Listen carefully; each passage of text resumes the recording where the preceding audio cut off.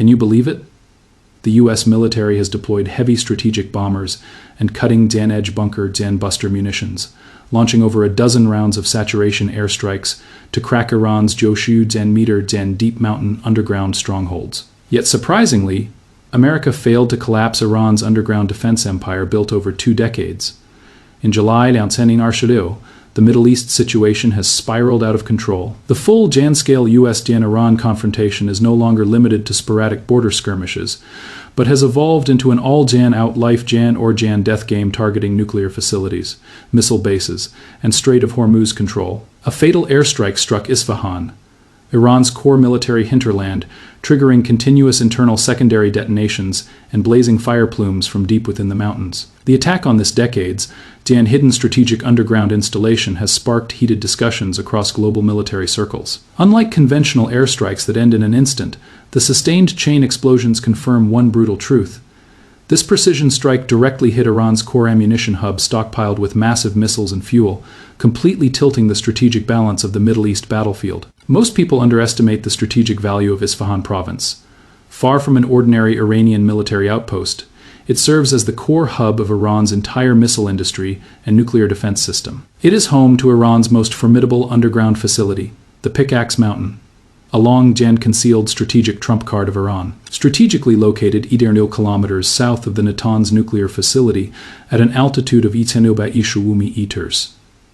The main structure lies more than 20 meters deep beneath mountain rock layers, shielded by thick natural rock formations and multi-layer reinforced concrete fortifications. It has long been recognized as Iran's most impregnable underground military stronghold and its critical barrier to evade external precision strikes and preserve nuclear and missile capabilities. Exclusive reports from the Times of Israel on July further escalated the conflict intensity. The United States has formally informed Israel of plans to launch a new round of high-intensity military strikes on Iran in the coming days. For the first time since the current conflict erupted, the U.S. will deploy heavy strategic bombers with Pickaxe Mountain's underground nuclear facility as the primary target. Years of surveillance data from Israeli intelligence agencies verify the strategic purpose behind this offensive. As early as the autumn of 2022, Iran relocated thousands of core uranium enrichment centrifuges into the intricate tunnel network of Pickaxe Mountain. This means the underground site is no longer merely a missile storage depot, but a core base for Iran's nuclear technology research and nuclear material storage. The targeted US-Israeli offensive is essentially a precision operation to eliminate Iran's nuclear capabilities. Battle confrontation has always been mutual. Right after the US and Israel finalized their new strike plan, the U.S. military launched its 8th consecutive night of military assaults on Iran on the night of July The strikes covered multiple strategic locations across southern and southwestern Iran, with airstrike explosions echoing throughout the night. Breaking past operational boundaries limited to Iran's inland military sites, the U.S. extended its strikes to the Iran's and Iraq border, precisely targeting the Shalampsha border port and killing 2 civilians, sharply raising the risk of conflict spillover, refusing passive defense against escalating U.S. suppression. Iran launched an immediate tat counterattack.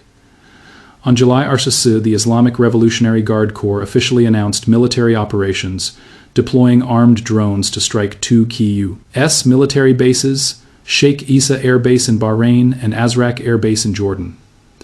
This cross-border counterattack shattered the U.S.'s unilateral airstrike dominance, establishing the Isfahan underground battlefield as the forefront of the current US-Iran penetration and defense tug-of-war war.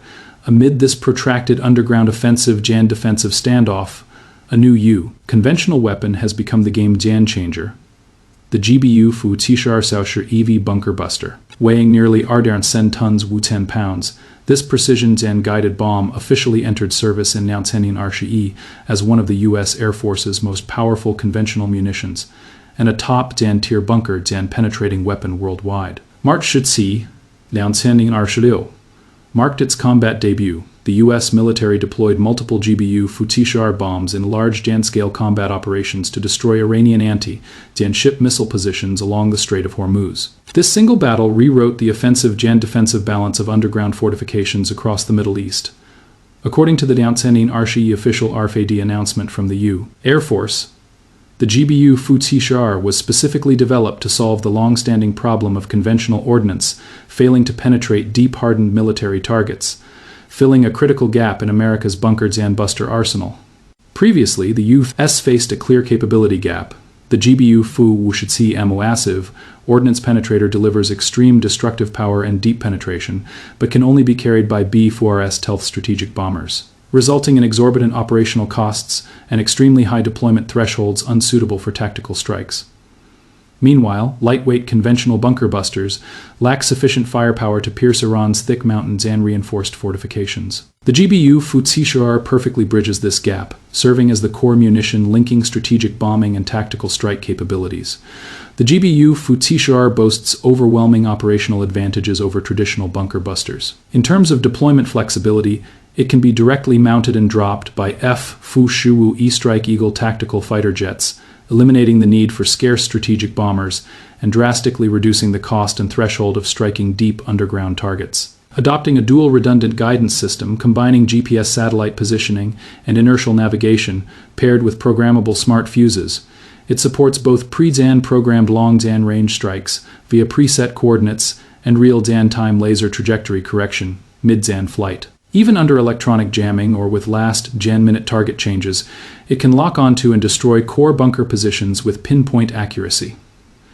Unlike traditional bombs that detonate on impact, its programmable fuse adjusts detonation timing based on fortification depth and rock thickness, enabling precise detonation after penetrating rock layers and reaching core underground zones to maximize structural damage and equipment destruction. Military observers have analyzed that the large Jan-scale deployment of GBU Futsishar bombs along the Strait of Hormuz is far more than a simple firepower test, but a well-Jan-defined strategic maneuver. Iran has long deployed anti-Jan ship missiles in coastal underground bunkers to block shipping lanes and deter U.S. naval forces.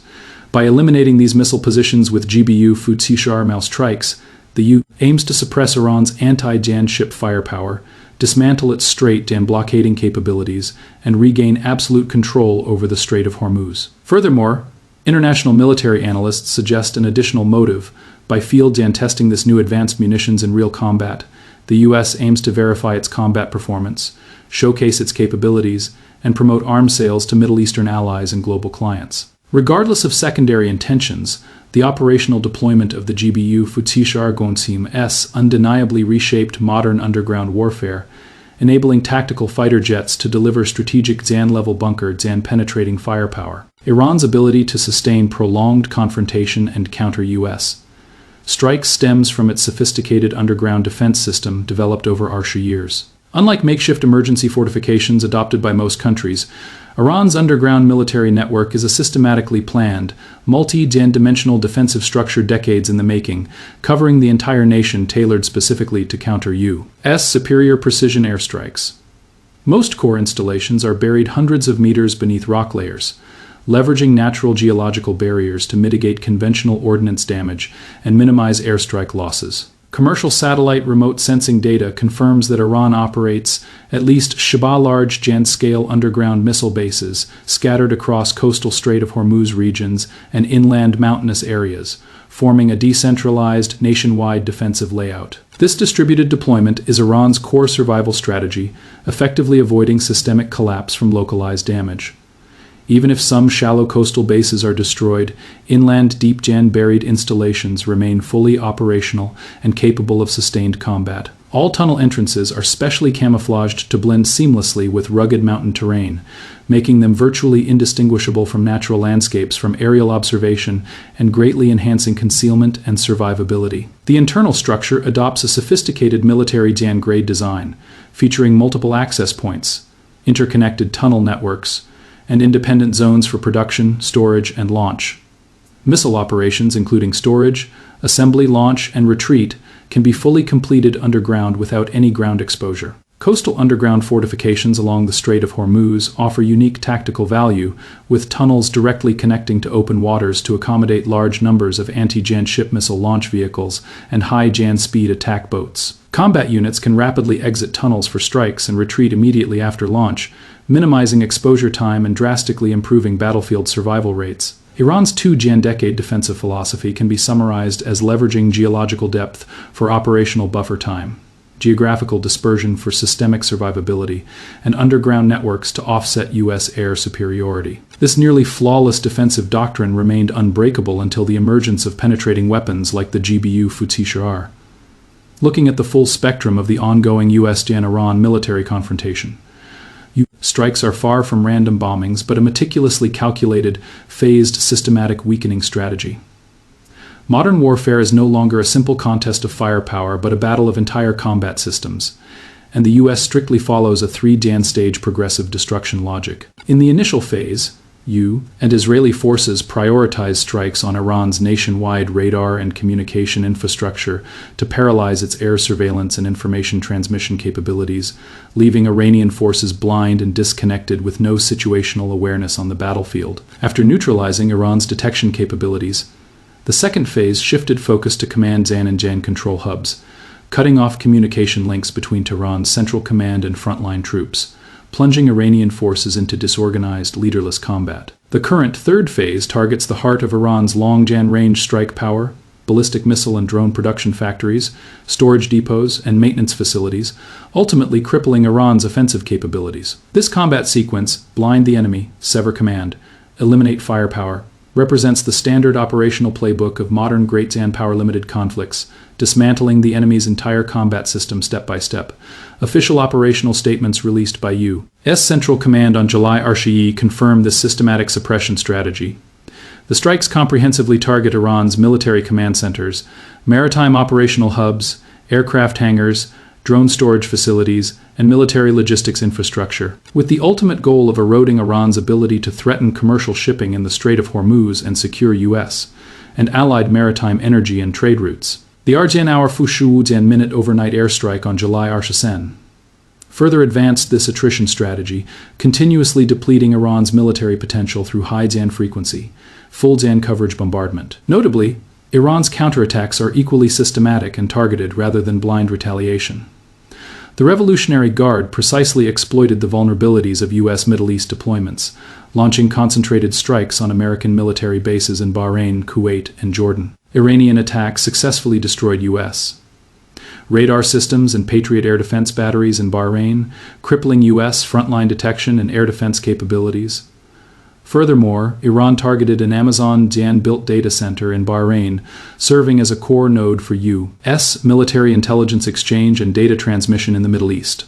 The essence of this confrontation lies in mutual systemic dismantling. The U.S. destroys Iran's hard military infrastructure, while Iran paralyzes America's regional intelligence and command network, making this conflict far more complex than conventional local skirmishes. As the vital artery of global energy trade, the Strait of Hormuz has become the most influential battlefield in this conflict, with its fluctuations directly impacting global energy markets. In the early hours of July Shar, the naval branch of Iran's Islamic Revolutionary Guard Corps officially announced strait control measures, issuing warning shots at foreign merchant vessels and declaring a temporary closure of the Strait of Hormuz with no definite reopening date. Iran emphasized that regional instability stems entirely from illegal external military intervention, and its blockade is a legitimate act of self-Jan defense.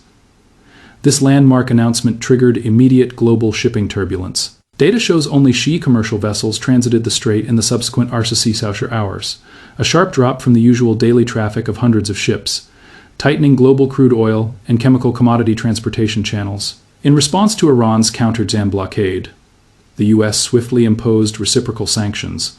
On July 16, Trump announced the full resumption of maritime blockade on Iran and imposed a passenger Arsha toll on all cargo passing through the Strait of Hormuz. Starting at Arshadan UTC on July 16 U.S., Central Command fully enforced the blockade on all Iranian ports and coastal waters, authorizing interception, rerouting, or detention of unauthorized vessels, with forced destruction for non-Zan compliant ships. Nevertheless, the blockade has resulted in a two-Janway stalemate rather than unilateral closure.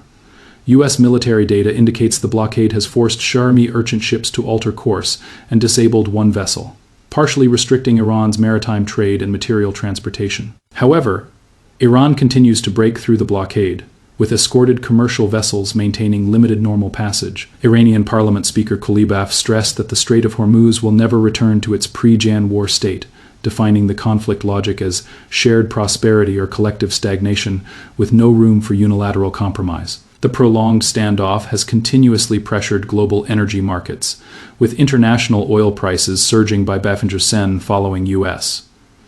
threats to bomb Iran's energy and transportation infrastructure. A striking feature of this escalating conflict is the coexistence of intense military confrontation and ongoing diplomatic negotiations, a typical trait of modern Great Zan power buoy, no complete rupture, nor pure peace. As early as June should see, the UK and Iran officially released the text of a memorandum of understanding, committing to complete negotiations and reach a final settlement within 90 days to reserve diplomatic room for DJAN escalation. Yet the diplomatic process has been repeatedly turbulent. During the NATO summit on July 8, Trump delivered contradictory remarks, first declaring the memorandum invalid and abandoning negotiations with Iran, then adding that Iran had recently reached out urgently seeking a peace deal. These inconsistent statements perfectly illustrate the complexity of U.S. and Iran relations: tough public confrontation masks, unbroken private diplomatic channels, with both sides reluctant to completely shut down negotiation avenues. A July Joe exclusive report by CNN confirmed that technical nuclear negotiations between the two sides have continued uninterrupted despite ongoing U.S. airstrikes. Officials explicitly stated that Washington remains committed to diplomatic solutions while adhering to its core bottom line: preventing Iran from acquiring nuclear weapons. The third round of indirect nuclear talks between the U.S. and Iran resumed in Oman in July, with neutral mediation providing diplomatic buffer. However, military escalation has overshadowed diplomatic efforts, blocking substantive DJAN escalation. On July 8, Trump warned of imminent intensified strikes on Pickaxe Mountain's nuclear facilities. In response, Iranian Foreign Minister Araghchi cautioned that any attack on Iran's infrastructure will trigger firm, decisive, and powerful retaliation. The persistent fighting while negotiating pattern stems from irreconcilable core conflicts.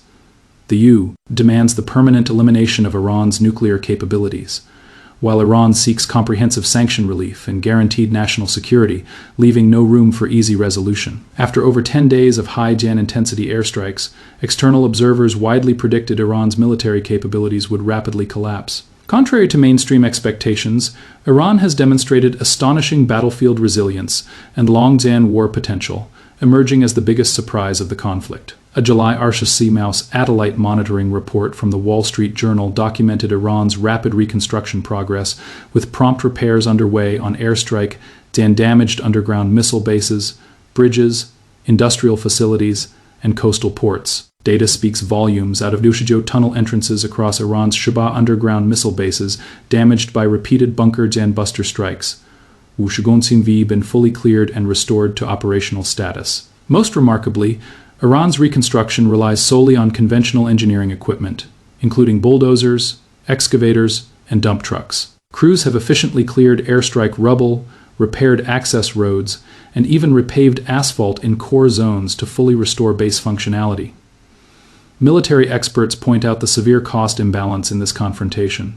The U.S. expends extremely expensive, advanced precision munitions to cause damage that Iran can repair rapidly at low cost, drastically reducing the cost and effectiveness of American airstrikes.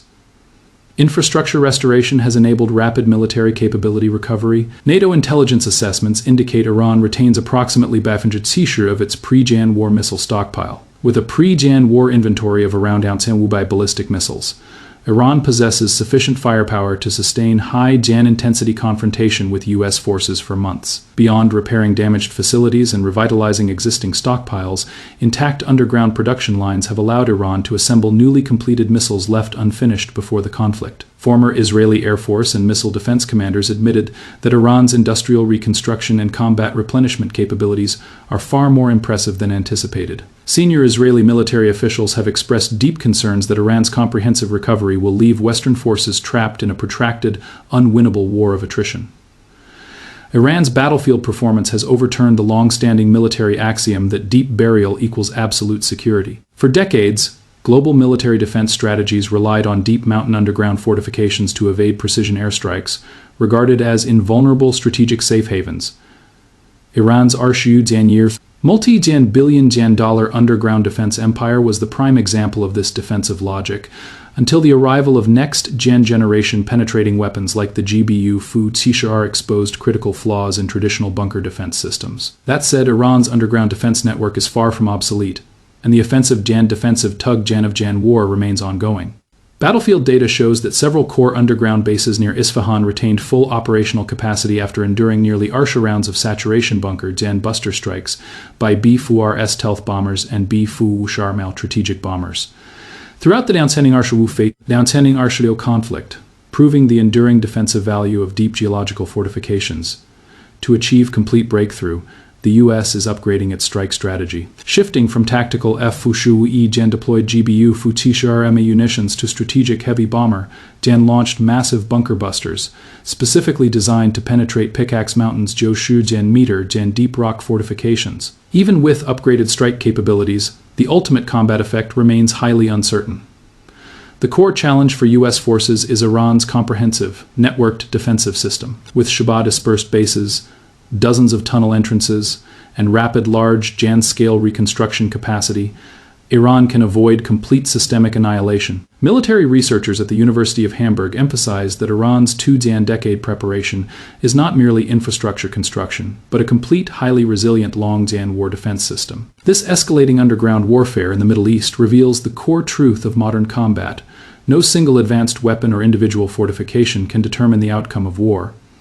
Victory and defeat ultimately depend on the overall resilience, regeneration capacity, and attrition endurance of the entire combat system. Underground bunkers are no longer absolute safe havens, yet completely dismantling a Arshu Jan year Jan old sophisticated, rapidly renewable underground military empire will require far more time, cost, and combat sacrifice than the U.S.